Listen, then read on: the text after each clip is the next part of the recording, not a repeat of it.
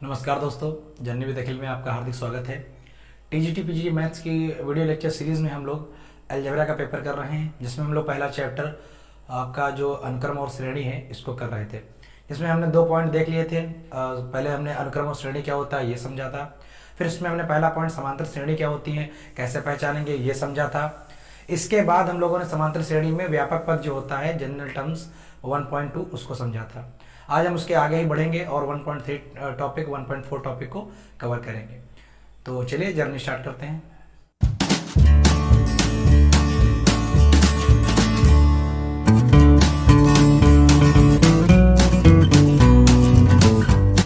तो 1.3 हमारा क्या टॉपिक है भाई? समांतर श्रेणी के n पदों का योगफल। ठीक है, इसको हम लोग एस एन से दिखाते हैं, डोनेट करते हैं। ये हमारा पॉइंट नंबर आज 3 है। इसके बारे में हम लोग पढ़ेंगे और इस पे जो बेस्ड न्यूमेरिकल या क्वेश्चंस होंगे उनको सॉल्व करेंगे। तो समांतर श्रेणी के n पदों का योगफल क्या होता है? देखिए, जो फार्मूला हमारे लिए इसको यूज करते हैं हम लोग एस एन बराबर, वो होता है हमारा n/2 ब्रैकेट में a प्लस एल। ठीक है, इसमें जितने भी हमने सिंबल लिखे हैं, टर्म्स लिखे हैं, आप सबसे फैमिलियर होंगे। पीछे की अगर आपने क्लास देखी है तो एस एन किसको डिनोट कर रहा है? यहाँ पर n पदों के योगफल को। एस एन किसको डिनोट कर रहा है? यहाँ पर n पदों का योग। n क्या डिनोट कर रहा है यहाँ पर कि जो हमारे कितने पद हैं, ठीक है, उनको डिनोट करने के लिए हम लोग n सिंबल यूज कर रहे हैं। मतलब इसको आप कहते हो पदों की संख्या। a आप जानते हो यहाँ पर क्या होता है सिंबल भाई? प्रथम पद होता है हमारा। और l जो होता है ये हमारा क्या होता है? ये हमारा अंतिम पद होता है। ठीक है, इसके लिए जो इसको क्या बोलते हैं हम लोग? अंतिम पद।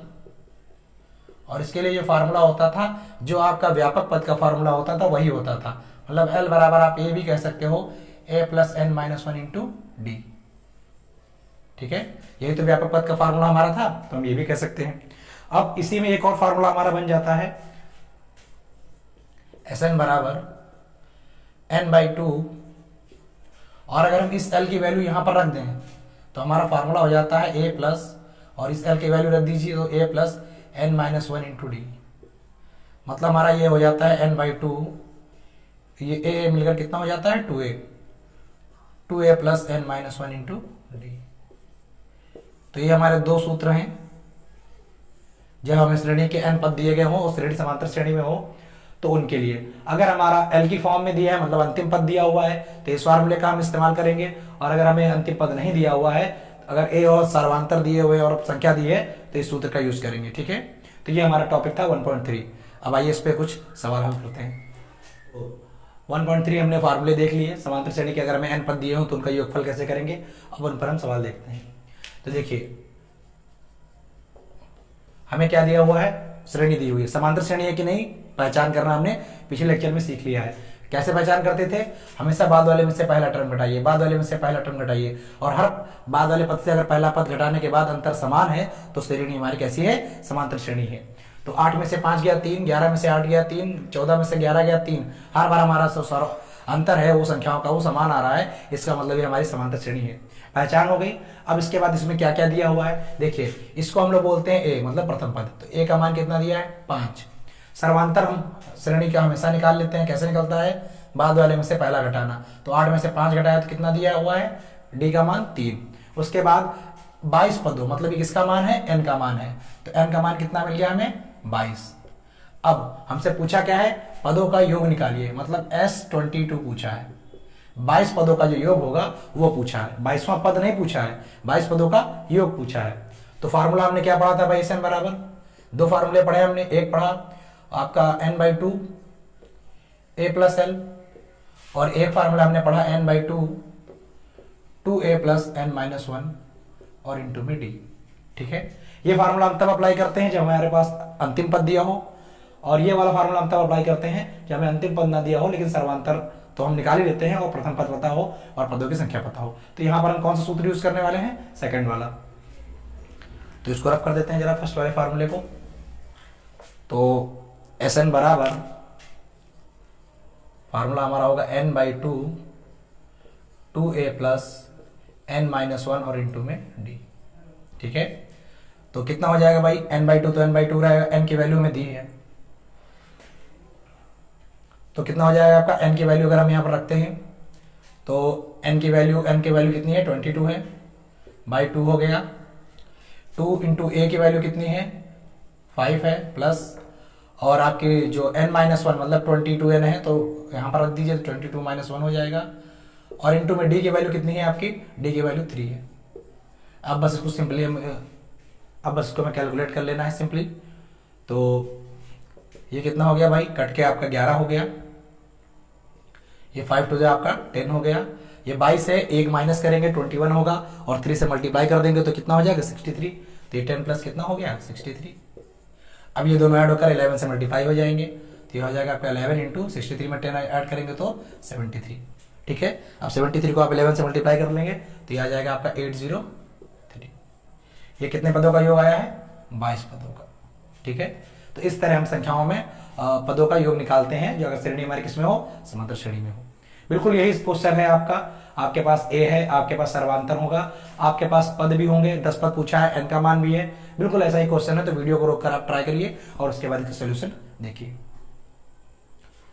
तो चलिए हम लोग सोल्यूशन देखते हैं इसका भी, डायरेक्ट करते हैं। यहां से ए की वैल्यू कितनी गिवन है हमें 3, डी की वैल्यू कितनी गिवन है, डी कैसे निकालते हैं, बाद में से पहला घटाकर बाद डी कैसे निकालते हैं, बाद वाली संख्या में से पहले वाली संख्या को घटाकर, तो यहां पर घटा लीजिए भाई, तो डी का मान यहां भी 3 है। एन का मान बात करें तो कितना है, 10 पद की केवल बात की गई है, एन का मान 10 है। कौन सा फार्मूला यूज करेंगे, तो फिर से हम ये सेकंड वाला ही फार्मूला यूज करेंगे क्योंकि हमें अंतिम पद तो नहीं दिया हुआ है। तो एस एन बराबर हमारा क्या फार्मूला यूज होगा, एस एन कितने पद 10 पद, तो हम सीधे सीधे एस 10 लिख रहे हैं और डायरेक्ट इस बार फार्मूला यूज कर रहे हैं। तो एन का मान कितना रखेंगे 10, तो 10/2 हो जाएगा। 2 इंटू ए की वैल्यू कितनी है 3 है, प्लस एन के मान कितना है, तो एन का मान आपका कितना था भाई 10, तो 10 और ये फिर -1 कर देंगे। और डी की वैल्यू कितनी है आपकी, डी की वैल्यू है 3। कैलकुलेट कर लीजिए इसको अब, तो ये भाई कितना हो गया आपका 5 हो गया, ये कितना हो गया 6 हो गया, ये आपका 10 में 1 माइनस हुआ 9 हो गया, 3 से मल्टीप्लाई किया तो 27 हो गया। अब आपका 27 में 6 को ऐड कर दीजिए 33 हो गया। अब ये 33 को आप किससे मल्टीप्लाई कर दीजिए 5 से, तो आपका आ जाएगा 165। तो ये हमारा टॉपिक कौन सा था 1.3, चाहे हमें कोई समांतर श्रेणी दी गई हो और उनके n पदों का योगफल पूछा हो। चलिए अगला टॉपिक देखते हैं। तो एक क्वेश्चन और हम लोग देख लेते हैं इसी टॉपिक पर। एक श्रेणी के चौथे और 16वें पद का योग 8 है, श्रेणी के 19 पदों का योग ज्ञात कीजिए। यहाँ पर हमें श्रेणी तो नहीं दी गई है लेकिन कुछ कंडीशन दे दी गई है जिसकी मदद से हम ए डी या कुछ रिलेशन ऐसा हम बना लेंगे। तो देखिए हमें क्या दिया है, पहले हल करते हैं इसको। चौथा पद, ठीक है, तो समांतर श्रेणी के हमें पद निकालने आने चाहिए। जैसे समांतर श्रेणी हमें दी गई होती है तो पहला पद उसका क्या होता है, जैसे A1 A2 A3 A4 dot dot dot. मान लीजिए हमारी ये कोई समांतर श्रेणी है, ठीक है, तो पहले पद को हमेशा हम क्या मानते हैं A, पहले बता रखा है आपको। अगला पद हमें कैसे मिलता है, जब इस A में हम वो सर्वांतर जोड़ देते हैं, मतलब A प्लस डी। अगला पद हमें कैसे मिलता है, जब इसमें हम लोग 2 बार डी जोड़ देते हैं, मतलब या एक बार तो था ही, इसमें फिर से डी ऐड कर देंगे तो A प्लस 2D। ठीक है, इस तरह जो भी हमें पद निकालना है वो जोड़ते चले जाते हैं। तो यहाँ अगर आप देखें इसी का हमारा जनरल फार्मूला जो बनता है n पद का, वो A plus n minus 1D बनता है, मतलब एक कम। जैसे अगर आपने दूसरे पद की बात की तो A प्लस डी था, लेकिन जब तीसरे की बात की तो 2D था। इसी तरह अगर आप A4 की वैल्यू निकालेंगे तो A प्लस कितने डी आएगा 3D आएगा। तो जो पद आपसे कहा, आपने इसमें कहा है चौथा पद, तो कितना आएगा A प्लस 3D, एक कम आएगा। तो यहाँ पर हमें चौथा पद दिया है, तो अभी हमने आपको बताया और ये किस फार्मूले से बना है, व्यापक वाला फार्मूला याद है ना आपको। an की वैल्यू क्या होती थी a प्लस n माइनस 1 और इंटू में d, मतलब जो आपका n है उसमें एक कम कर देना है, ठीक है, तब पद निकलता है। तो अगर इन्होंने चौथा पद कहा है तो आप एक कम कर दीजिए, मतलब a प्लस कितने d, मतलब यहां पर आपका हो जाएगा a प्लस कितने d 3d। ठीक है, एक कम कर दीजिए। साथ में 16वां पद अगर आपसे कहा है तो a 16 की बात है तो कितना हो जाएगा a प्लस 15d। ठीक है, और इन दोनों का योगफल किसके बराबर दिया है क्वेश्चन में, 8 दिया है।